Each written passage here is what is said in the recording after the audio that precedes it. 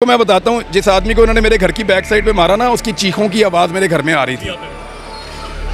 आपके घर की दीवार के पीछे लाके एक बंदे को फेंकें और पहले उसको जानबूझकर ऐसी जगह गोली मारें कि वो ना मरे और वो चीखे, और उसकी चीखें आपके घर के अंदर सुनाई दें। आपके माँ बाप का वो लास्ट वाला कमरा हो, साथ आपके बच्चों का हो, वहाँ पर चीखें आपके घर में सुनाई दें, और फिर वो दोबारा गोली मारें ताकि ये और चीखे, और फिर 4 गोलियों के साथ उस आदमी को मारें और फिर अगले 10 मिनट 5 मिनट वहाँ फायरिंग करते रहें। तो मैं आपसे पूछूंगा कि इमोशंस हैं या नहीं है। अच्छा इमरान भाई, मुझे बताएं, आज आप इमोशनल हो गए थे, अभी भी यार आपके ऊपर एक रात में 6 पर्चे हों ना तो और आपके सारे हथियार जो आपको बड़े प्यारे हों वो आपसे सारे छीन लें एक दिन में, तो मेरे ख्याल में बंदा थोड़ा इमोशनल हो जाता है। ये फेजेज़ हैं और ये आते रहेंगे, ऊपर नीचे होती रहेंगी चीज़ें। ठीक है। अच्छा, आपको गद्दार कहा गया? उस चीज़ से तकलीफ़ होती है। आपको बुलाकर दिखाया गया कि ये सारे चोर डाकू हैं, आज दूसरे साथियों को बुलाकर दिखाया जा रहा है ये सारे चोर डाकू। चाहते क्यों थे आप लोग उनके पास? किसके पास? जो दिखाते थे आपको फाइलें। हमें अपने आप को कायल करने में, मैंने आपको उस दिन भी बताया था कि 1 से 1.5 साल लगा हमें। बाकायदा पहले दिन थोड़ी उनकी बात मान ली थी आंखें बंद करके, जैसे आज हो रहा है। ये तो एजेंडा के तहत हो रहा है।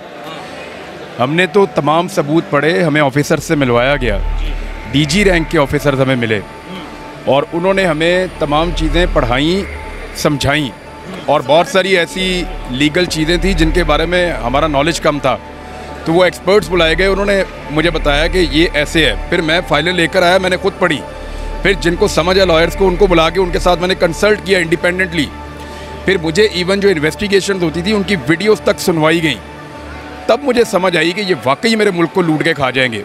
मैंने अपने आप को काफ़ी कन्विंस किया था। देखें, सहाफ़ी को सबसे मिलना होता है। मुझे अगर आज अफ़गानिस्तान के अंदर से तालिबान बुलाएंगे और कहेंगे हम बात करना चाहते हैं, तो मैं उनकी बात सुनने जाऊंगा और उनकी बात को समझूंगा। अगर मुझे कोई नहीं मिसलीड अगर किया जाता तो मैं पहले दिन से शुरू कर देता। मैंने किसी की ख्वाहिश की तकमील नहीं की। मैंने यहाँ पे एक जुमला बोला था कि मैंने पहले अपने आप को कायल किया।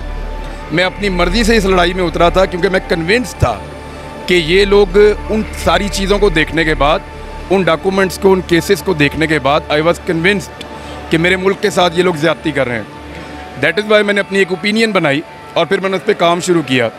तो मैं तो वहीं पे खड़ा हुआ हूँ, मुझे तो कोई प्रॉब्लम नहीं है उसमें। ठीक है। अच्छा इमरान भाई, ये बता दें, अभी भी आपकी आंखें अगर हम देखें तो बड़ी आंखें नम है, वजह क्या है? नहीं, ऐसी कोई बात नहीं है। ये ऐसी कोई परेशानी वाली बात तो है नहीं, पार्ट ऑफ द गेम है, ये चलता रहता है। हाँ, वो उन्होंने इसके बाद तो सर टैंक आने चाहिए।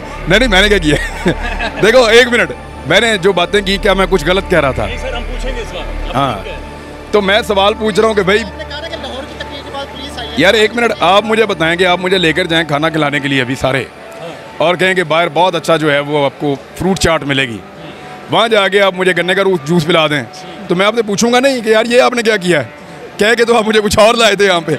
तो वो मैं आपको सिंपल लाइटर नोट में एग्जांपल दे रहा हूँ, लेकिन मामला देखें ऐसे ही है। और ये सवालात वो हैं जिनके अब जवाब देने पड़ेंगे। और ये सवालात सिर्फ पाकिस्तान के अंदर करप्शन के नहीं हैं, ये पाकिस्तान के दूसरे मुल्कों के साथ ताल्लुकात के साथ भी जुड़े हैं, ये पाकिस्तान की नज़रियाती असास के साथ भी जुड़े हैं, ये पाकिस्तान के नज़रिया के साथ भी जुड़े हुए हैं।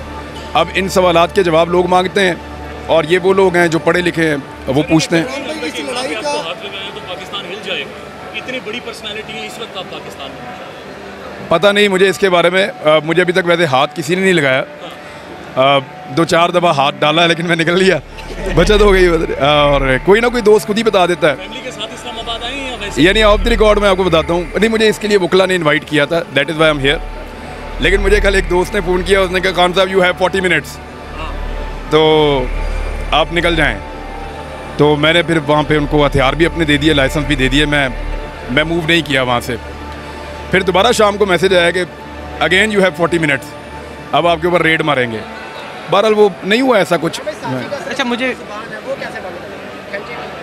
साफियों की ज़ुबान, तेरी ज़ुबान बंद हो सकती है बता तो कैसे हो जाएगी बंद? मुझे ये बताएं, पाकिस्तान के साथ, पाकिस्तानी कौम के साथ ये कब तक ऐसा होता रहेगा? देखें, जब तक खेलने वाले खेलते रहेंगे तब तक खेल के रूल्स के ऊपर सवाल उठते रहेंगे और लोग पूछते रहेंगे कि भाई ये रूल तो ऐसा नहीं था।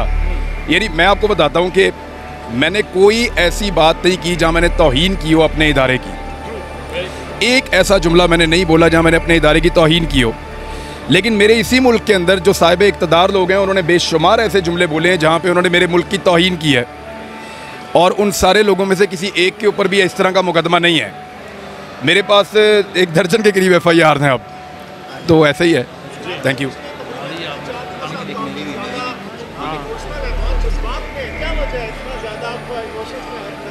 क्या हाल है आपका, ठीक है?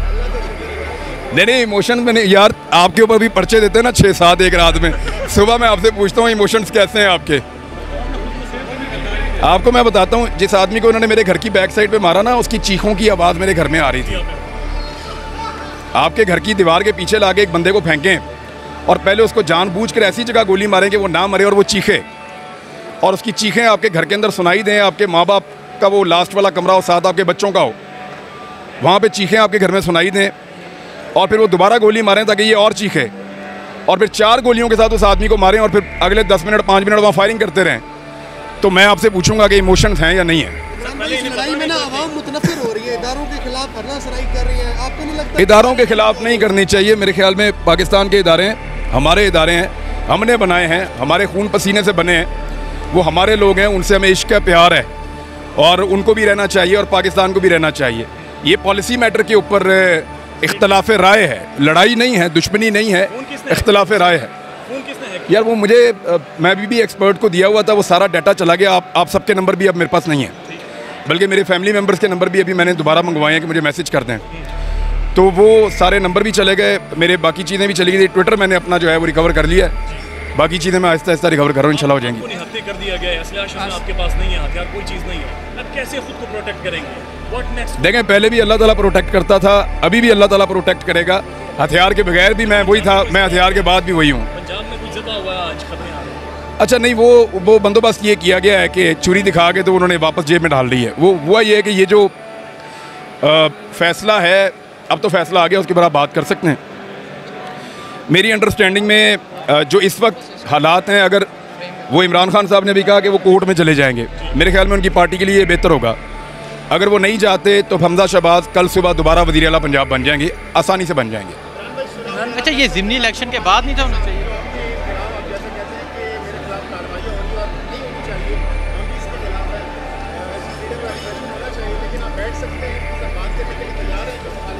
मैं रोज़ बैठता हूँ, रोज़ बात करता हूँ, मुझे जब कोई बुलाता है मैं उनके साथ बैठता हूँ, लेकिन सुलह उसके साथ होती है जिससे आपकी लड़ाई हो। तो मुझे ये बताएं, जो ज़िमनी इलेक्शन हो रहा है उसके बारे में सारे इमरान रियाज के साथ क्या मसला है? कोई मसला नहीं है, ये तो मुझे खुद समझ नहीं आ रही, यही तो बात पूछ रहा हूँ कि मसला क्या है।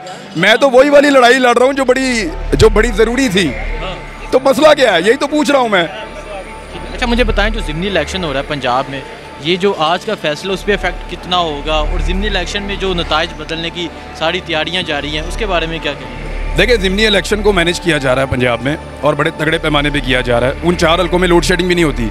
अब लोग दुआएं मांग रहे हैं, काश हमारे हल्के का लोटा हो जाता, हमारे यहाँ पे इलेक्शन होता, हमारी भी बिजली ना जाती, यहाँ पे 24 घंटे लोड शेडिंग ना होती, तो वो लोग बेचारे अब इस तरह की दुआएं कर रहे हैं। वो पूरा मैनेज किया जा रहा है। इलेक्शन अगर हमजा शहबाज की हुकूमत वहाँ पर रहेगी तो ज़िमनी इलेक्शन में जिस तरह के वो वसाइल इस्तेमाल कर रहे हैं और जिस तरह हमजा शहबाज के मालिक जो हरकतें कर रहे हैं, तो उससे तो सब साबित।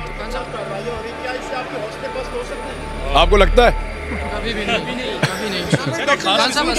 सारे आपके कैंसिल कर दिए गए, जब दोबारा कैंसिल करने हथियार लेने आपने उनको जूस पिलाया?